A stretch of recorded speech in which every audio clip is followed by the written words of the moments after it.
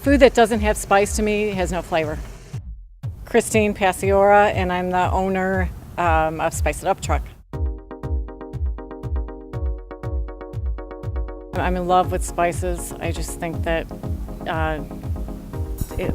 that they're the best. I wanted to open a restaurant, and I was thinking about maybe a takeout curry place, curries from around the world. And a friend of mine said, how do you know that that's going to go over? And I said, I don't. And he says, why don't you just get a food truck and try it? You pull up to the event, and then that's the most chaotic part. It's very stressful.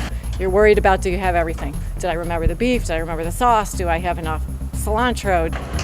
Like, I have a crew right now that's used to working together, so they know their parts when they get there. If I say you need to unload the generator, you need to do this, they know what they need to do. My outside girl knows that she's got to get the outside stuff ready and set up the outside table. We like to give people a visual representation of all the flavors that go into our food, because I think that it's a little, I don't think people get it. And sometimes when I pass the food out, I just want to hold on to it for a second and be like, wait a second, do you know what you're getting? You're setting up the food. You're getting the food ready, you're heating, you're starting to get it ready for the first order. This is going to be Jamaican jerk. This is going to be Greek chicken. And over here is the tikka masala, chicken tikka masala. So in the oven, we're preparing all the chickens that are going to go in these dishes. We'll take the chicken and we'll saute it in the pan and put the jerk sauce on it. It's already marinated, but we will then again finish it with another sauce. I'm making tzatziki, which is a Greek wrap. The cold table has to be all set up. All your garnishes have to be set up on the cold table, and all the sauces ready to go. Because when somebody does order and they cook it and they hand it to you, you have to then finish it and then get it out the window. And we'll make about 10 servings at a time, and then we'll replenish it. That's what I mean is you check that periodically to make sure that you have enough. And then when you start to get low, you saute another pan of it and keep going with that process. And I'd like to get there 2 hours early. 2 hours is perfect because it gives me enough time to make rice.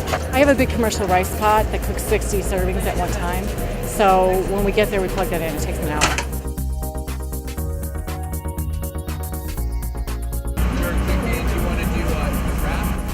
I try to only do 6 things, 7 things for each event, so that we have a good balance of things like soup that we can sell fast. Thai butternut squash soup. And there's a couple things that we might have to saute right there. So I try to make a balance of all those things so that we can have smooth service. It's amazing food, great events that we go to. It's always outdoor events, so the weather's always nice, and it's either warm or comfortable like it is today. One of my girls brought up the other day, she says you don't have a time when you're at this job to worry about any personal problems because you're calculating everything as you're working, and you're so focused on what you're doing that the time flies because you just can't think of anything else. It's got to be done. It's got to be done now. It's got to be done fast, and let's go. I'm killing it on tips. I'm killing on tips. I need more space for tip money. It's a lot of work, a lot of hard work. I never thought I'd be working this hard at this age. It's a lot of work. Greek lemon wrap. The girls get the order in the window, and then one of them calls it out, and one will take rice, put it in a bowl, hand it to the next girl, who will then put the curry on it. It goes over then to the next one, who will then put the potato shards and the yogurt sauce and the cilantro on top, and then another girl will call it to go out the window. And we pride ourselves in being a very short wait. It's usually 1 to 3 minutes before you get our food. This is peanut and ginger beef. This is our signature dish. The one we have over 33 ingredients go into this. I also like to finish the food because I want to be the last person who touches it as it goes out the window so that I can make sure that it looks good. I want all my dishes to look the same when somebody orders it one time to the next. So I put the finishing touches on everything, if I can.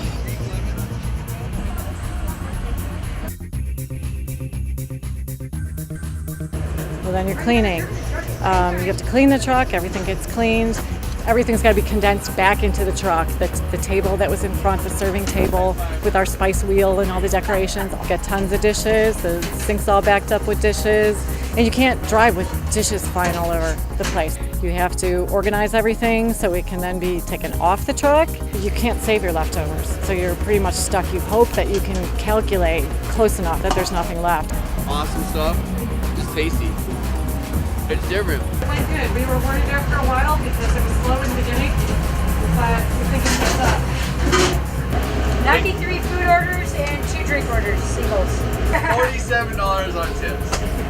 So 3 trucks, 350 people. We got about a third of that. I'm totally exhausted. It's hard work. 14-hour days this whole last week. It's crazy. I really enjoy it. It's very rewarding.